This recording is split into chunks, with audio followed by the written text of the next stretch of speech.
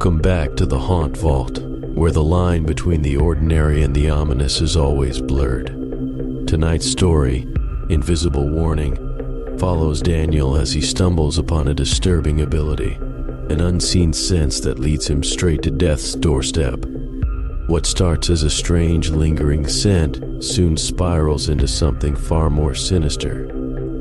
Can you imagine being haunted by a presence you can't escape, a warning only you can sense?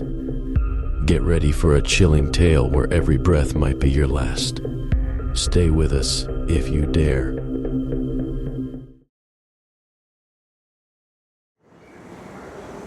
It all started with a smell. I was on the subway, heading to work like any other day when I first noticed it.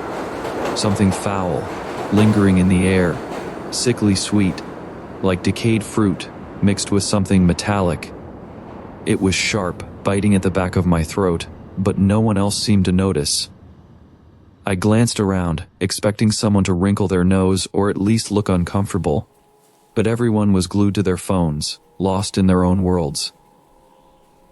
I tried to shake it off. Subways are full of weird odors, right? But it followed me. The smell didn't leave when I got off the train. It clung to the back of my mind all day, a faint ghost of itself, barely noticeable but still there, like an aftertaste you can't quite get rid of. By the time I got home that evening, I had almost convinced myself it was nothing, just a fluke. But then I saw Mrs. Rodriguez, my neighbor. She was outside watering her plants, waving at me like she always did. And there it was again, stronger this time. The smell hit me like a wall as I passed her. My throat tightened, my eyes watered. I waved back, managing a weak smile, but I couldn't shake the feeling that something was wrong. It clung to her, wrapping around her like a second skin. I hurried into my apartment, slamming the door behind me, trying to breathe through my mouth. The next morning, Mrs. Rodriguez was dead. Heart attack, they said. But the way people whispered about it, you'd think there was something more. They said she was found in her kitchen, twisted up in an unnatural way, her face frozen in terror. It sounded too strange, too brutal for something like a heart attack. And the smell, I couldn't stop thinking about the smell that surrounded her the day before. But I tried to push it aside. I mean, people die, especially older people like Mrs. Rodriguez. I told myself it was a coincidence. It had to be. Then it happened again. I was at work, sitting in a meeting with Simon from accounting. He was going on about some budget issues, something I didn't really care about, but I couldn't focus on what he was saying because that smell crept back. Faint at first, almost unnoticeable, but then it grew stronger, filling the room. I looked around, but no one else seemed bothered. No one else even flinched. I stared at Simon as he talked. The smell was all around him now, clinging to his suit, his skin like a rotten cloud. "Are you okay, man?" Simon asked, noticing I had gone pale.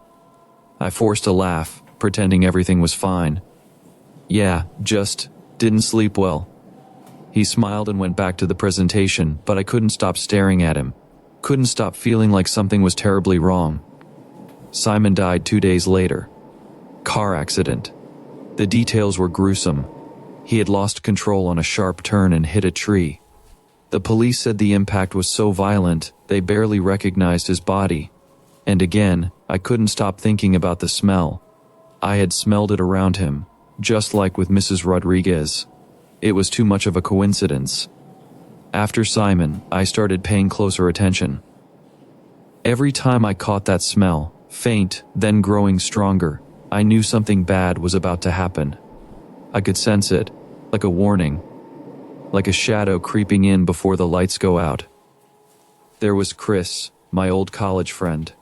I met him for a drink, and the moment we shook hands, I smelled it again. I tried to ignore it, but the scent hung in the air between us, growing thicker with every minute. Chris drowned a few days later, some boating trip gone wrong. They found him floating face down in the lake, his body swollen and pale. Another freak accident, they said. But I knew. I'd smelled it on him too. It got worse. I started smelling it everywhere, on random strangers in the grocery store, on coworkers, even on people passing me on the street.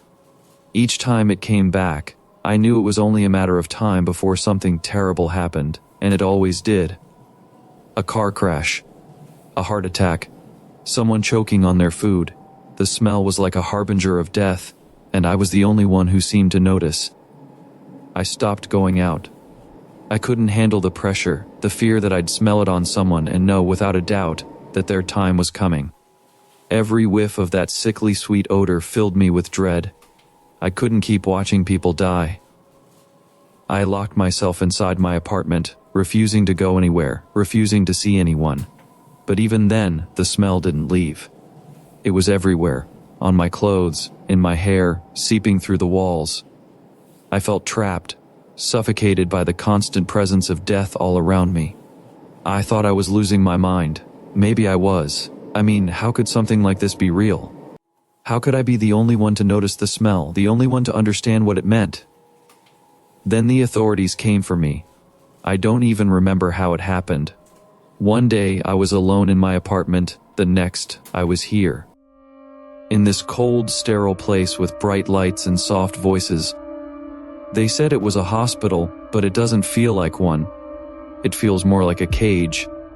I'm sitting in a small room now, facing two doctors. One of them leans forward, his expression concerned, like he's trying to get through to me. Daniel, He says slowly. do you understand what's been happening? Do you remember the people you were with before they died? I nod. Of course I remember. How could I forget? Daniel, The other doctor adds, his voice low and cautious. do you understand now? Do you see the connection? I hesitate, unsure of what he's asking. I know the connection. I know the smell. It was always there, right before the end. I saw it. I smelled it. I tried to stay away. I don't know why they're asking me this. The doctors exchange a glance, and the first one speaks again. Do you realize that all of those people, they were connected to you? I frown, confused. What do they mean? I knew them, yes. I was there, yes. But I didn't. Daniel, He presses gently. do you realize what you've done? Done.